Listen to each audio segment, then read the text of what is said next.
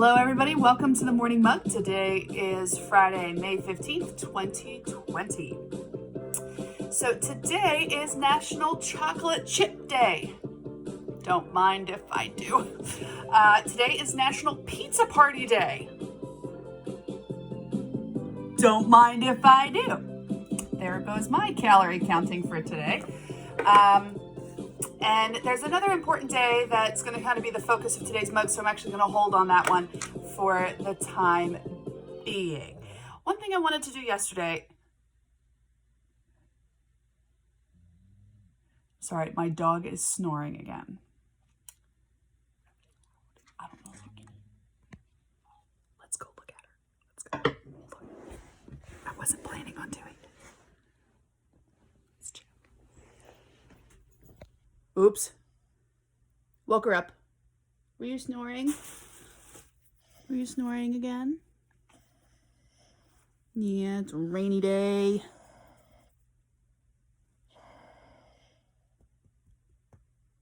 It's hard being the dog, isn't it? Yeah. Okay, go back to sleep.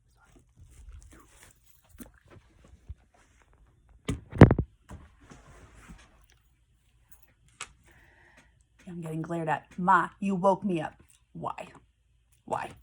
So I wanted to do this yesterday, but I actually ran out of time.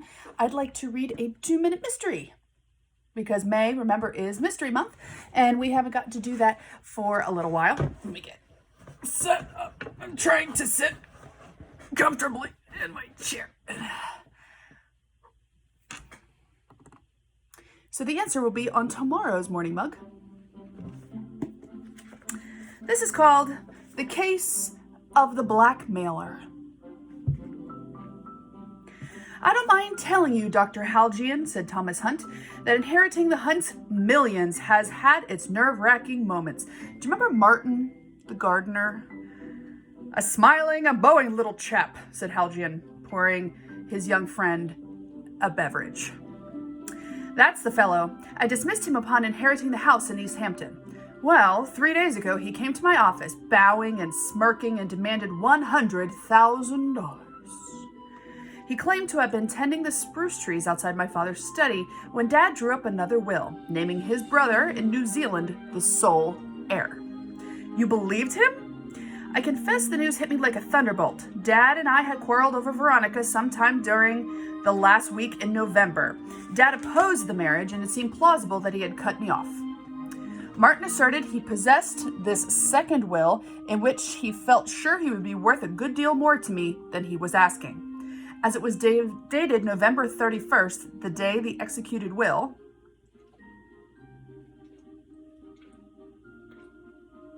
the day after the executed will, it would be legally recognized, he claimed. I refused to be blackmailed. He tried to bargain, asking $50,000, then $25,000. You paid nothing, I hope, said Halgian. I paid with my foot firm on the seat of his pants. Quite right, approved Halgian. Imagine trying to peddle a tale like that. What was Martin's blunder? Martin was the blackmailer. What was his blunder?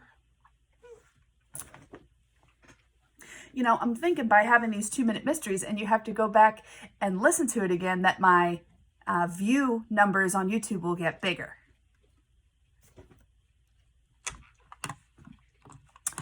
Okay, anywho. The other day that is worth talking about, today is Endangered Species Day. Now, I promise not to turn this into the Sarah McLachlan dog commercial, because that one is really emotionally hard. I have to change the channel. I can't watch. But this connects to me in a number of ways. First of all, in the mail yesterday, I've been waiting for it, and I'm just so excited. I got my National Geographic swag. National Geographic. And I have a link down in the comments, any of my teacher friends. It doesn't matter what discipline you teach, what grade level you teach, you can become a National Geographic certified educator.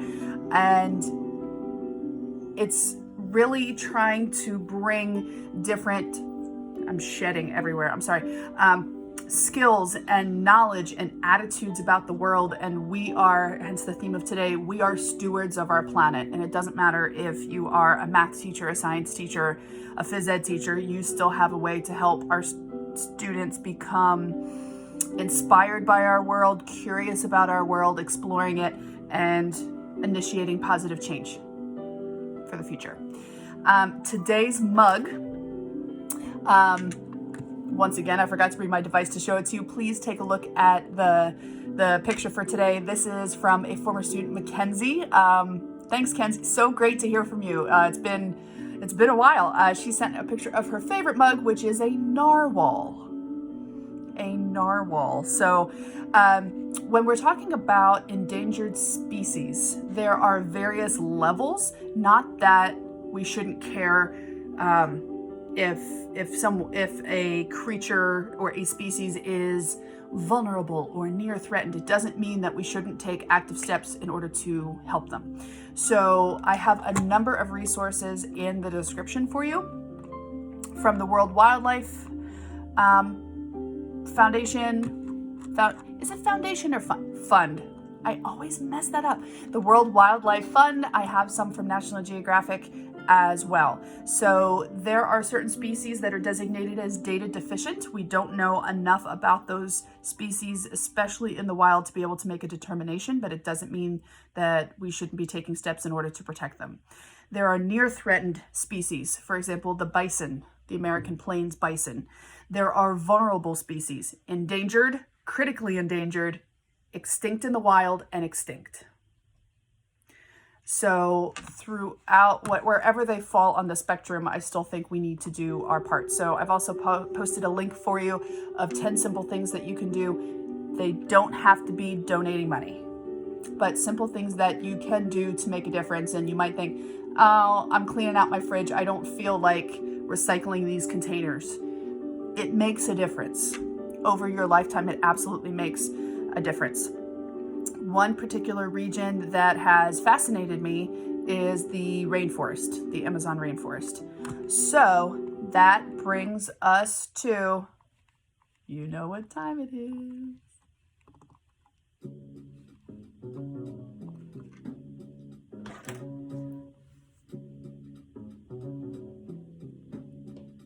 Daily dose of Hanks, y'all.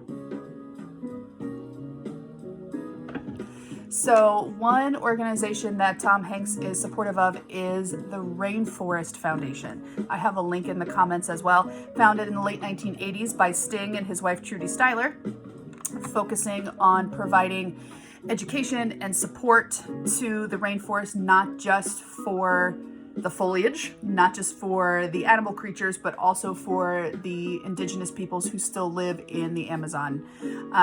Pollution, habitat loss, invasive species, deforestation, these are all huge issues. And it's easy to not think about it because we're so far removed. But when you think about the large percentage of oxygen that we're coming from all the... this is becoming heavier than I thought it was going to be. But I think it's worth talking about.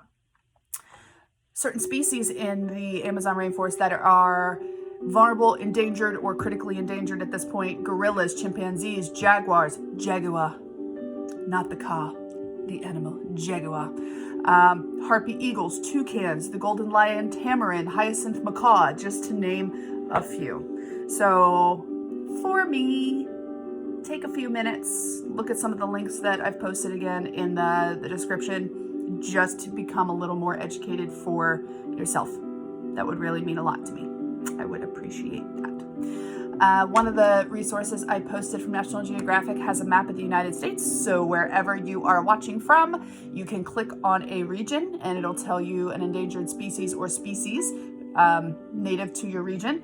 In the case of Pennsylvania, it is the bog turtle. So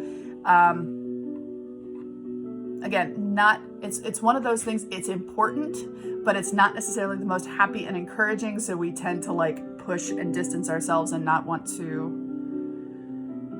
think about it. But hey, It's important. And since mug number 1, I've been saying what?